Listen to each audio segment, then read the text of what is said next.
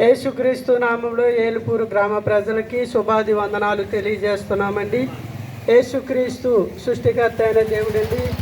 యేసుక్రీస్తు మరి ఈ లోకంలో 2000 సంవత్సరాల క్రితం మనిషి రూపం దాల్చి మరి ఈ లోకంలో జీవించున్న సమయాల్లో మరి ఒక యవనస్తుడండి మరి పరుగున వచ్చి దేవుని యొక్క ఎదుట సాగిలపడి మరి సద్బోధకుడా మరి నిత్య జీవమునకు వారసుడునొకటుకు నేను ఏమి చేయాలి అని ప్రశ్నిస్తున్నాడండి.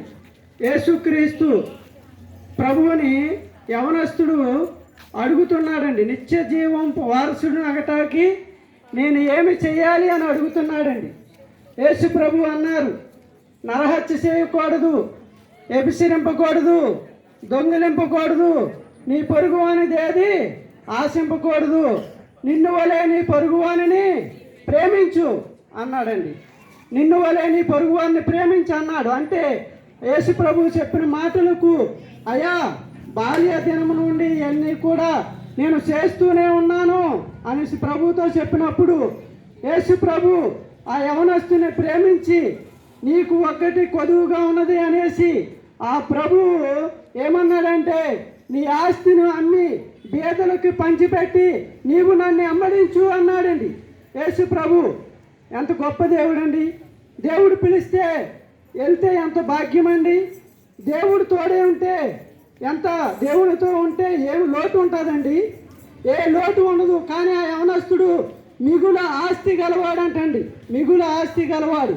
కనుక యేసు ప్రభు ఆ మాట అన్నప్పుడు కోపగిచ్చుకుని ఆయన యవనస్తుడు వెళ్ళిపోయాడండి. మిగుల ఆస్తి గలవాడు పేదలకు పంచమంటాడా ఆస్తిని, కానీ కోపగించుకుని వెళ్ళిపోయాడండి. కనుక ఆస్తి ధనమును నమ్ముకున్నవాడు పాడైపోతాడంటండి. ఆస్తి ఉగ్రత దినమందు ఆస్తి అక్కడికి రాదండి. కరోనా దినాల్లో మరి ఆస్తి కోట్లు ఆస్తి ఉన్నవారు మరి ఎవరు కూడా ఏ వ్యక్తిని ఎవరు రక్షించలేకపోయారండి. ధనము రక్షించలేకపోయింది. కోట్ల డబ్బు ఆస్తి విస్తారముగా ఉంది, కానీ కరోనా వచ్చినప్పుడు ఆస్తి రక్షించలేదండి ఎవరిని. కాబట్టి దేవుడు రక్షించే దేవుడు, ధనము రక్షించలేదండి. కనుక దేవుని యందు విశ్వాసం ఉంచండి, ఈ లోక రక్షణ యందు నమ్మిక ఉంచండి. ఉగ్రత దినమందు ఆస్తి అక్కడికి రాదు. కనుక నేటి దినాన్ని మరి ఆ ప్రభు ఆ మాటలు చెప్పిన తర్వాత ఏమన్నారంటే అతను కోపగించుకుని వెళ్ళిపోయినప్పుడు ఏమన్నారంటే ప్రభు ధనవంతులు పరలోక రాజ్యంలో ప్రవేశించుట కంటే ఒంటే సూది బెచ్చములో దూరుట సులభము అన్నాడండి ఆయన. కనుక ధనవంతులు ఎందుకంటే డబ్బు మీద మనసు ఉంచిన వారు దేవుని భక్తిలో దేవుని మీద దృష్టి పెట్టండి. ధనమే దేవుడు అన్నట్టుగా భావిస్తారండి. ధనమే డబ్బే దేవుడు అన్నట్టుగా భావిస్తారు. డబ్బు దేవుడు కాదండి. ఈ లోకంలో దేవుడు మానవునికి ఏమి కావాలో వెండి బంగారాలు ధనము ఆస్తులు ఇవన్నీ కూడా బ్రతకడానికి దేవుడు ఇచ్చాడండి. అది డబ్బు దేవుడు కాదు, ఆస్తి దేవుడు కాదండి. సృష్టికర్త అయిన దేవుడు అండి, సృష్టికర్త అయిన దేవుడు అండి ఆయన. కనుక ఈ సమస్తాన్ని సృజించిన దేవుడు యేసుక్రీస్తు నిన్ను నన్ను రక్షించడానికి కాపాడటానికి లోకానికి వచ్చాడండి. కాబట్టి యేసుక్రీస్తు నందు విశ్వాసం ఉంచండి. మీకు ఎలాంటి పరిస్థితిలో ఉన్నా దేవుడు రక్షించే దేవుడు, ఆయన కాపాడే దేవుడు, మరణ పడకల మీద నుండి లేవనెత్తే దేవుడు అండి. నీకు ఎంత డబ్బు ఉన్నా ఎంత ధనం ఉన్నా నీ వ్యాధి నుండి నిన్ను బాగు చేయలేని పరిస్థితి. ఎందుకంటే అలాంటి యొక్క వ్యాధులు ఉన్నాయండి. ఎంత ధనమున్నా ఎంత డబ్బున్నా ఆ వ్యాధి నుండి తగ్గలేని పరిస్థితులండి. కానీ డబ్బు మరి బాగు చేయలేనిది దేవుడు బాగు చేస్తాడండి. డబ్బు రక్షించలేనిది దేవుడు రక్షిస్తాడండి.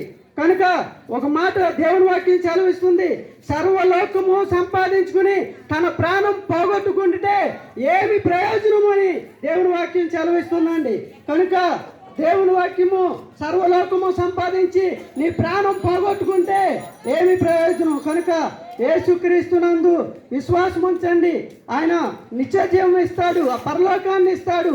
ఆ యవనస్తుడు పరలోకానికి వారసుడు అవ్వాలని ఆశతో వచ్చాడు, కానీ మిగుల ఆస్తి గలవాడు లోకం మీద దృష్టి పెట్టాడు, ధనం మీద దృష్టి పెట్టాడు కనుక భూ సంబంధమైన వాటి మీద దృష్టి పెట్టి దేవుడిచ్చే నిత్య జీవాన్ని వద్దనికి వెళ్ళిపోయాడండి.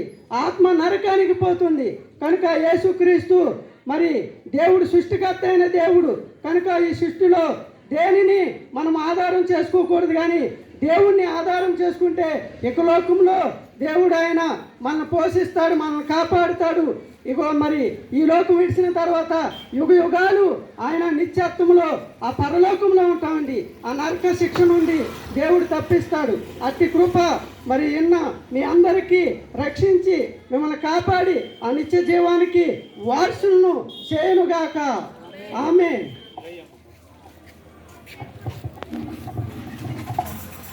మహాగణుడ మహోన్నతుడ నీకు వందనాలయ్యా, స్తోత్రములు తండ్రి. అయా ఈ వేల్పూర్ గ్రామాన్ని మీరు ప్రేమించి అయా తండ్రి ఇక్కడ నివసిస్తున్న బిడ్డల మీద మీరు అపారమైన ప్రేమను చూపించారు కనుక స్వార్థికులుగా మమ్మల్ని నడిపించినందుకు నీకు వందనాలు, స్తోత్రాలు ప్రభువా. ఈ లోకంలో ప్రభువా నువ్వు పుణ్యాత్ముడుగా వచ్చావు తండ్రి, ఒక మార్గముగా వచ్చావు ప్రభువా. అయా తండ్రి నాయన ఇదిగో ఒక కులానికో మతానికో దేవుడిగా రాలేదు, కానీ సమస్త మానవాళి కొరకు ప్రభువా తండ్రి నువ్వు దేవునిగా వచ్చావు ప్రభు. నేను గుర్తించలేని వారెందరో ఉన్నారు నాయన. అయా తండ్రి ధనము సంపాదించుకున్నవాడు ప్రభువా ధనము పరలోకాన్ని చేరుస్తుందని పుణ్యలోకాన్ని చేరుస్తుందని భ్రమపడుతూ ఉన్నారు తండ్రి. అయా నువ్వు అంటున్నావు కదా నాయన, ఇదిగో ధనము నాయన తండ్రి పరలోకమును చేర్చదని. ఒక ఒంటె సూది బెచ్చములో దూరడము ఎంత అసాధ్యమో అయా పరలోకంలో ధనవంతుడు చేర్చబడము కూడా అంతే అసాధ్యమని లేఖనం ద్వారా సెలవిచ్చావు తండ్రి. ఇదిగో మా ధనము పరలోకము చేర్చదని, మమ్మల్ని ప్రేమించిన వారు నాయన తండ్రి మా ఆత్మను పరలోకము చేర్చరని నువ్వు తేటగా మాట్లాడావు. అయా మా మాటలైతే ప్రభువా నా తండ్రి మనుషుల్ని బాగు చేసేవి కాదు, కానీ నీ పరిశుద్ధ లేఖనము ద్వారా తండ్రి నాయన ఈ దినమున ఈ సన్నిధిలో ప్రభు నువ్వు మాట్లాడావు. ఈ మైక్ యంత్రం ద్వారా ప్రభు ఎంతమంది అయితే నీ మాటలు తమ హృదయాల్లో ప్రభు నా తండ్రి నాయన వారి చెవులకు వినిపించుకున్నారో తండ్రి వారి హృదయంలో నాటబడినట్లుగా అయా తండ్రి వారి మాటలు ప్రభు నా తండ్రి హృదయంలో పెట్టుకున్నప్పుడు వృద్ధి చేసే దేవుడు నీవు కనుక మీరు వారిని ఆకర్షించండి. ఒక్కరినైనా మీ వైపు త్రిప్పుకొనండి నాయన. మీరు ఆకర్షించకపోతే మీ ఎద్దకు ఎవరూ రాలేరని వాగ్దానంలో నాయన తండ్రి సెలవిచ్చావు ప్రభు. అట్టి విధముగా మీరు నాయన బిడ్డలను ఆకర్షించమని మా నాయన నీ కృపను నాయన నీ బాహుళ్యతను వారిపై చూపించి అయా తండ్రి నాయన నిత్య నరకాగ్ని నుంచి వారిని తప్పించి వారి ఆత్మలను ఆయన నా తండ్రి అయా పరలోకమునకు చేర్చబడడానికి మీరే అవకాశమును దయచేసి మీ నామానికి మహిమ తెచ్చుకోమని యేసు పరిశుద్ధ నామములో అడిగి వేడుకొనిచున్నాను పరమ తండ్రి. ఆమేన్.